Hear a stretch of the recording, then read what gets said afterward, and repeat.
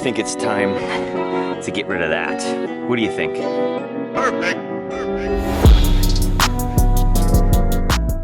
This is what we're here for today. Say goodbye to that old stock exhaust and say hello to the new catback that we're gonna be using. And I know there's two of them. I'm gonna go ahead and go over which one we're using and why I have two of them here in a second. Man, I am so excited for today. Okay, welcome back to the garage, everybody. What you see behind me is what we're gonna be installing today. On the right-hand side, we have an OBX catback, and on the left, we have an eBay catback. Now, I've actually had this eBay exhaust for probably about a month now, just haven't had the time or the tools to install it.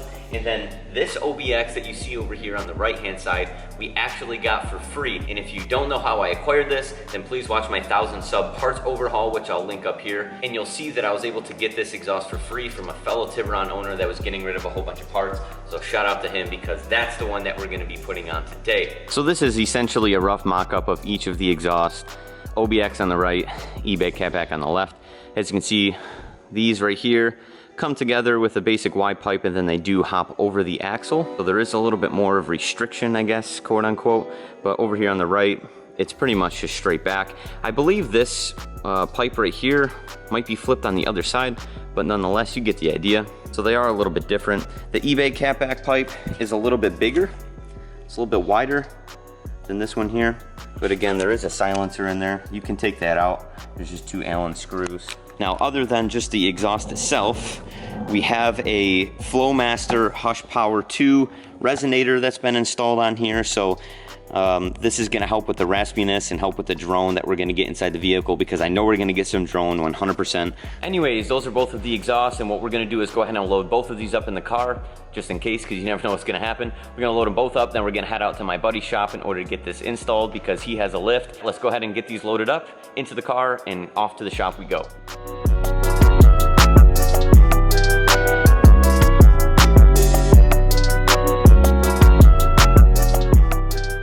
All right, so we made it.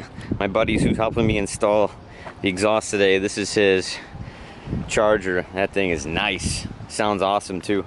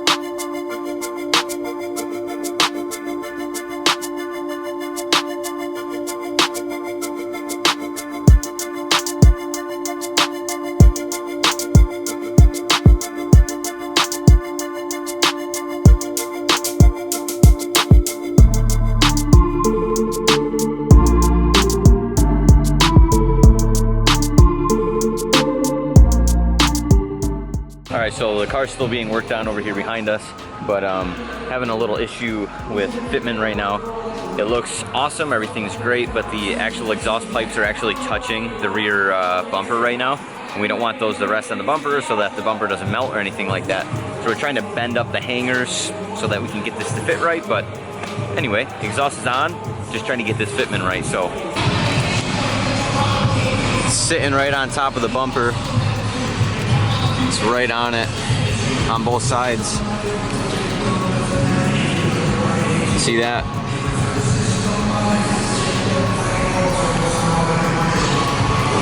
Meanwhile. So this has actually built-in launch control. Got how much G-forces you're making. Holy shit. Got all your gauges right here. God damn. It's got your times. So, like the best time, that's what it's ran. Top speed 160. Oh my god. Ready? Hell yeah.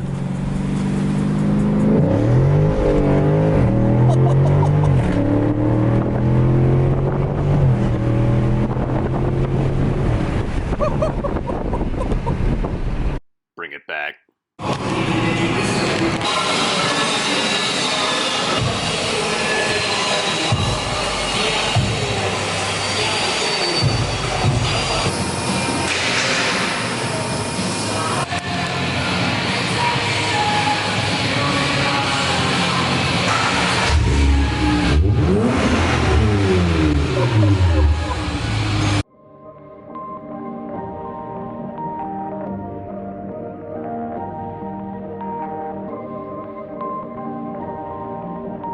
Perfect.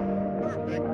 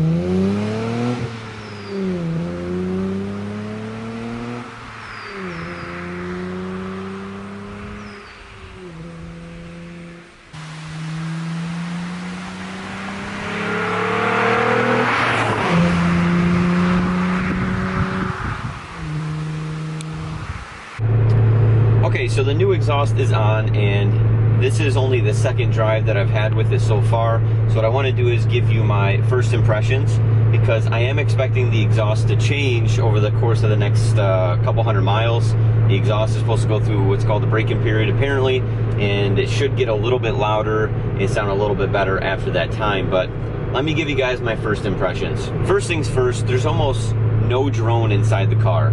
I think the MagnaFlow Hush Power resonator is really doing its job when it comes to that, because the exhaust is not raspy at all, and there is no drone inside the car. I mean, right now I'm sitting at 52 miles an hour with the cruise control on, and there's no drone. It sounds great. I have no problems with it. I'm sitting just over 2,000 RPMs with no issues, so I'm really happy with that. No drone, no raspiness. I will say that I thought it was going to be a little bit louder, and I think that has to do with the resonator that's under there. So all in all, I would say no really complaints with anything so far. I guess really just the biggest thing is, like, I really like it, but I'm not like fully in love with it yet, if that makes sense. It sounds great, and I really like the tone of it. It completely changed I guess the tone of what it sounded like before. It sounds a little bit deeper, and it sounds aftermarket, right? I guess that's the way I'll put it. It's not over the top loud, so it's not going to get me in trouble with cops or anything like that. Doesn't sound straight piped, doesn't sound like a fart can, but I was definitely expecting it to be a little bit louder. So here's what we're gonna do. I'm gonna keep this on the way it is for the next couple hundred miles. I'm gonna wait for it to break in a little bit and see what it sounds like after that break-in period. If it's still not loud enough how I want it, then I think I'm gonna go ahead and take that resonator off and make it a little bit louder. But all in all, I mean, I think it sounds great. No really complaints or anything like that. I guess time will tell as far as how much I'll actually like it. So